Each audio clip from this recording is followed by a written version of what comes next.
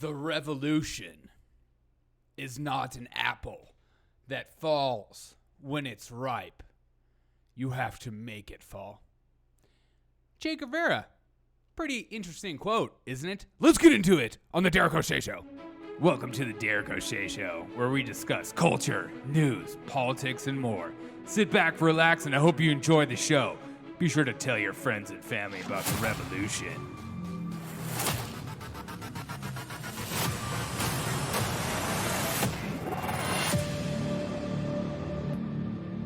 What's up, everyone? Welcome to the Derek O'Shea Show. Thank you guys so much for taking time out of your day to hang out with me. It means so much to me, and I love you for it. If you want to be a supporter of the show, you can go buymeacoffee.com/Derek O'Shea Show. That's buymeacoffee.com/Derek O'Shea Show, all one word. Links are always in my bio and in the show description, and I'd greatly appreciate it. How are you guys doing on this lovely Wednesday afternoon, day, morning, whatever time you're listening?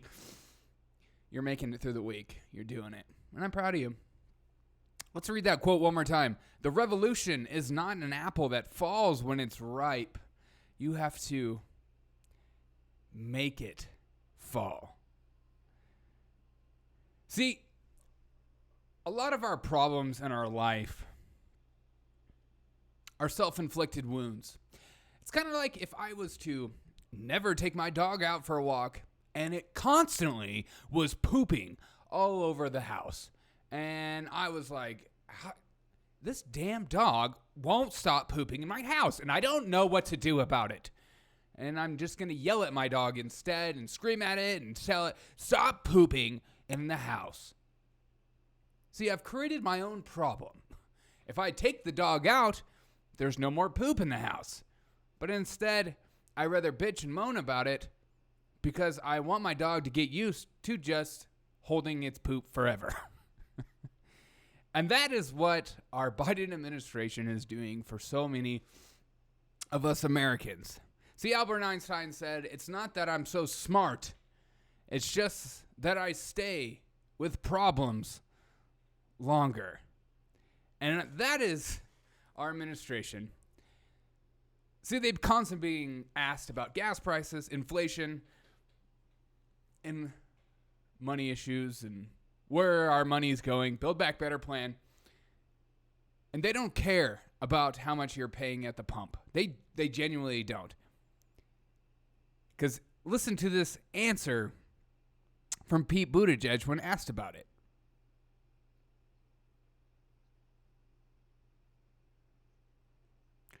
And as always with my shows, not everything runs exactly to plan. All right, let me get this. Let's do this one more time. Ready? Areas across our communities and across our country. I know it's now the bipartisan infrastructure law. Now there's talk about the Build Back Better Act, which is the quote-unquote human infrastructure. Are there things in that legislation that's now being cobbled together that is important to you as the Secretary of Transportation? Absolutely, yes. Obviously, most of the physical infrastructure work was contemplated in the bill that was just signed, but there is more envisioned in the Build Back Better law. I'll give you one example. It contains incentives to make it more affordable to buy an electric vehicle, up to a $12,500 discount in effect for families thinking about getting an EV. Families that once they own that electric vehicle will never have to worry about gas prices again. The people who stand to benefit most from owning an EV are often rural residents who have the longest distances to drive. They burn the most gas.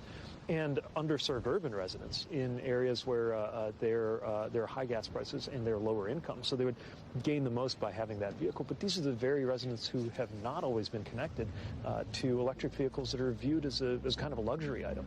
If we can make an electric vehicle less expensive for everybody, more people can take advantage, and we'll be building and selling more American-made EVs, which means over time they'll become less expensive to make and to buy for everybody. So that's just one example of something in the Build Back Better legislation that would be great news on top of all the work that we're going to be doing right now. That's Pete Buttigieg on his favorite channel, MSNBC. Don't you hate when politicians start to do that politic talk? And that's just one example of what we're doing to make your life a little easier. We don't care about the gas prices, but we're trying to lower electric vehicle costs so that I know it once was a luxury item because, you have to buy it. We're trying to lower the price by $12,500. Yes, it costs about, $40,000, $50,000. We're lowering the price. It's not a luxury item if you're paying $35,000. Pete, what reality do you live in, bro?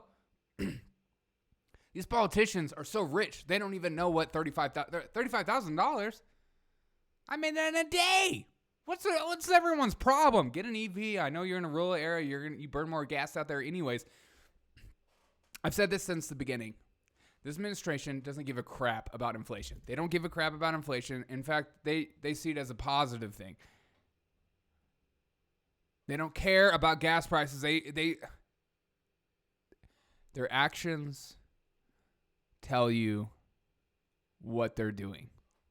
Let me read that Che quote one more time. Che Guevara, terrible human being, but he said this: "The revolution is not an apple that falls when it's ripe. You have to make it fall." This administration is doing everything in their power to get us off gas. And they're squeezing you at the gas pump and letting you know, hey, just go to EV. It's free. You don't have to pay for gas. Yeah, electric is totally free. You don't ever have to pay for electric. It's free. You don't have to pay for gas. Their revolution is that. They want you to be on electric vehicles the rest of your life, and they want you to buy it. See, a lot of us, like you and me, don't have a lot of money that we could just go out and just buy a new vehicle. Yeah, you're right. Great idea, Pete. I'm going to put my money where my mouth is, and I'm going to go out and get an electric vehicle. Some of us can't afford a new vehicle. In fact, it's usually wise to buy used cars because the monetary value goes down the minute you drive it off the lot. Maybe you're tired like me. Maybe you're exhausted about these politicians and how they don't care about you. They're more concerned about their agenda. They're more concerned about their narrative and appeasing their base. And they will do whatever it takes to make it happen. He's being asked about gas prices, and he goes into this long spiel about electric vehicles and how freaking great they are. Sure, I know they're great. Fantastic. But your actions and what you're doing, the Biden administration, as far as gas pipelines, not renewing leases to drill oil, all allowing countries like China and Russia to continue just to build up and get stronger and stronger and stronger. As we get weaker, we're forcing ourselves to be crippled. Our inflation is up higher than it's ever been. Gas is up higher than it's been in a long time. And they don't care. I want you to remember that when you go to the polls. Remember that. Because these people are creating more problems than they're solving them. I had this thought that I was like, maybe these people were creating problems at the beginning of their presidency. And then towards the end, when it becomes election time, all of a sudden they start fixing problems. And they're like, hey, see, it was Donald Trump, and now I made your life better. Look at me. Vote for me. I'm Biden 2024. Can you imagine that? Campaign. Can't wait to watch Biden actually be forced to run an election properly. But we got Omicron now. So now we got to shut down everything again.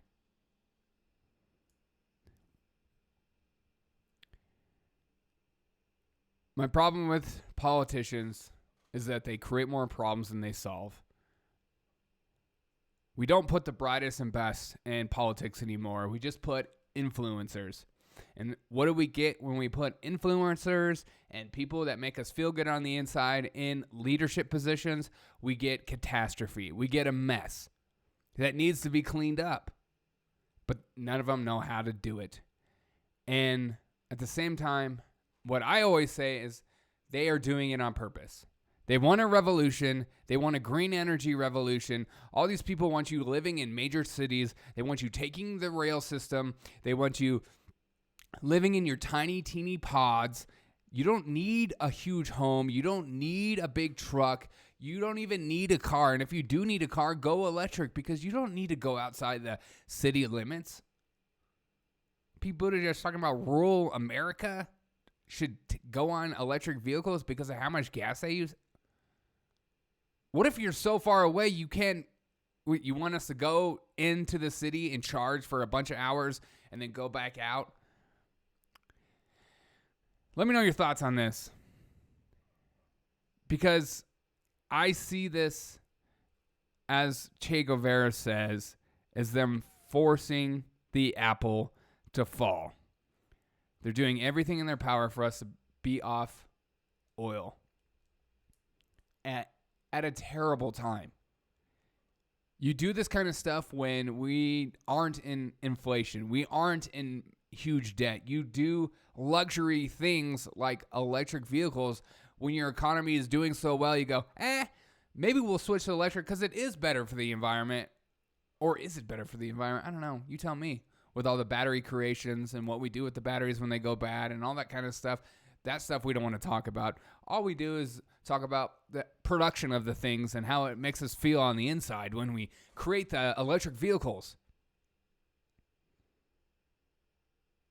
Politicians are the biggest problem, are one of the biggest problems in America, because they all are creating more problems for you and me as opposed to just letting the free market do what the free market can do in its time. We're not in a time to cripple the American people financially and force them to create new habits and force them into a new lifestyle. We're not at that point, and we should never be, because we should just allow Americans to be as free as possibly can be. But instead, as always with these progressive people,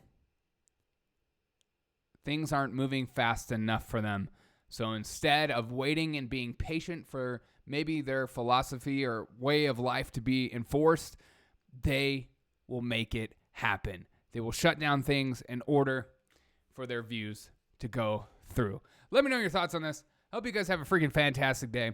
But I saw this video and I just started thinking about how I know the global reset is like kind of a conspiracy joke and also maybe true. But